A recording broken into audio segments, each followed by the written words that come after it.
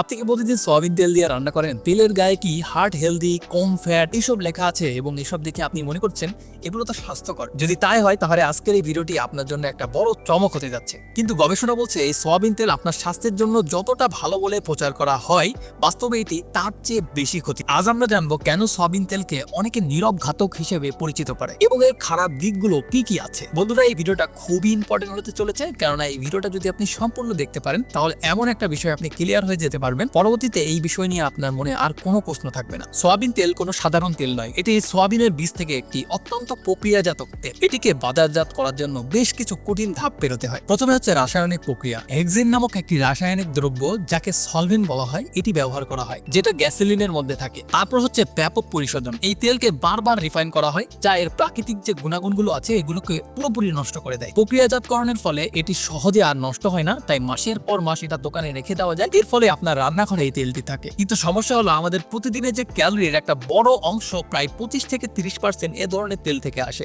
কারণ এটি প্রায় সব ধরনের প্রক্রিয়াজাত যেসব খাবারগুলো আছে, যেমন চিপস, ফাস্ট ফুড, যেমন বাইরের যেসব বার্গারগুলো আমরা খাই, বাইরের যত রকম জাঙ্ক ফুড আমরা খাই, এইগুলো কিন্তু এই প্রক্রিয়াজাত যে তেলটি আছে এটা থেকে কিন্তু বানানো হয়। এবং হোটেল যেসব রেস্টুরেন্ট আছে এগুলোতে কিন্তু ব্যাপক আকারে সয়াবিন ব্যবহার করা হয়। বন্ধুরা, আরো চমকপ্রদ ব্যাপার হচ্ছে যেসব গবেষণায় এর ক্ষতিকর দিকগুলো উঠে আসে এগুলো কিন্তু চোখ কপালে উঠে যাওয়ার মতো। সয়াবিন তেলে প্রচুর পরিমাণে ওমেগা 6 ফ্যাটি অ্যাসিড থাকে। যদিও এটি একটি প্রয়োজনীয় উপাদান, কিন্তু যখন এর পরিমাণ ওমেগা 3 ফ্যাটি অ্যাসিডের তুলনায় অনেক পরিমাণে বেশি হয় তখন সেটা শরীরে প্রদাহ সৃষ্টি করে। এই প্রদাহ থেকে আমাদের যে বড় বড় যে রোগগুলো হচ্ছে ডায়াবেটিস এবং আমাদের যে হাই প্রেশারের মেডিসিন খাওয়া লাগতেছে প্রতিদিন, এগুলো কিন্তু এই সয়াবিন তেল এবং আমাদের যে ফাস্ট ফুড খাচ্ছি এগুলোর কারণেই কিন্তু হচ্ছে। এরপর হচ্ছে অক্সিডেশন, অর্থাৎ বাতাসের সংস্পর্শে এবং উচ্চ তাপমাত্রায় আসলে এটা নষ্ট হয়ে যায়। এই জাতীয় তেল শরীরের ভিতরে প্রবেশ করে ক্ষতিকর পদার্থ তৈরি করে, যেমন কোষের কার্যকারিতা একেবারে নষ্ট করে দেয়। আমাদের শরীরের প্রতিটি কোষের ভিতর মাইক্রোকন্ড্রিয়া থাকে, যা শক্তি উৎপাদন করে। গবেষণায় দেখা গেছে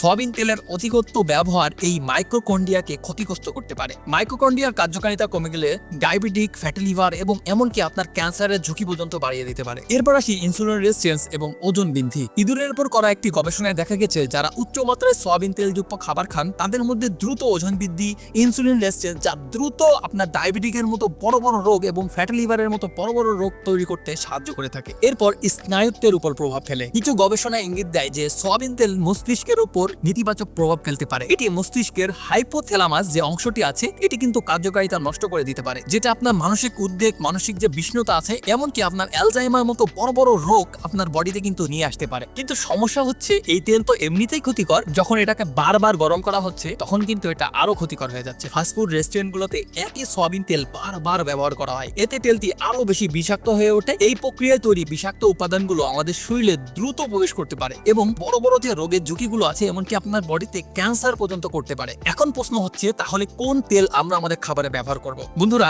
অতিরিক্ত তাপমাত্রায় যেসব তেলগুলো উৎপাদন করা হয় এই সব তেল কোনোটাই কিন্তু আপনার বডির জন্য ভালো না। কিন্তু কিছু তেল আছে যেগুলো আমাদের বডির জন্য নিরাপদ হতে পারে। সেগুলোর মধ্যে আমাদের সচরাচর যেটা পাওয়া যায় সেটা হচ্ছে আপনি সরিষার তেল ব্যবহার করতে পারেন, যেগুলো হচ্ছে কাঠের খনিতে ভাঙা। তারপর যে তেল ব্যবহার করতে পারেন সেটা হচ্ছে অলিভ অয়েল। সালাদ বা হালকা রান্নার জন্য চমৎকার কিন্তু অলিভ অয়েল কাজ করতে পারে। তারপর নারিকেল তেল ব্যবহার করতে পারেন। মাঝারি থেকে উচ্চ তাপমাত্রায় রান্না করতে পারলে এই নারিকেল তেল কিন্তু আপনার বডির জন্য একটা মেডিসিন হিসেবে কাজ করতে পারে। তারপর ঘি বা মাখন, এগুলো কিন্তু আপনি আপনার তরকারিতে এবং আপনি যেই সব ভাজি করেন সেগুলো ব্যবহার করতে পারেন। এগুলো কিন্তু আপনার বডির জন্য ক্ষতিকর কোনো রাডিক্যালস এগুলো বাইরে থেকে আনে না। তারপর আপনার জন্য অ্যাভোকাডো অয়েল কিন্তু একটা ভালো বিকল্প হতে পারে। কিন্তু আপনার জন্য সবচেয়ে ভালো পরামর্শ হলো প্রক্রিয়াজাত এবং ডিপ ফ্রাই যেসব খাবারগুলো আছে এগুলো আপনার জন্য এড়িয়ে চলতে হবে। রান্নার জন্য যদি ব্যবহার করতেই হয় তাহলে ঘি বা নারিকেলের তেল সব থেকে আপনার জন্য ইম্পর্টেন্ট, এবং এটা যদি ম্যানেজ করতে না পারেন সেক্ষেত্রে আপনি সরিষার তেল ব্যবহার করতে পারেন। একেবারে খুব খারাপের থেকে এটা কিন্তু আপনার জন্য ভালো, এবং এর চেয়েও স্বাস্থ্যকর বিকল্প হলো এয়ার ফ্রাই ব্যবহার করা। সেখানে তেল ছাড়াই খাবার কিন্তু রান্না করা যায়। তাহলে বন্ধুরা, আজকে আমরা কি শিখলাম?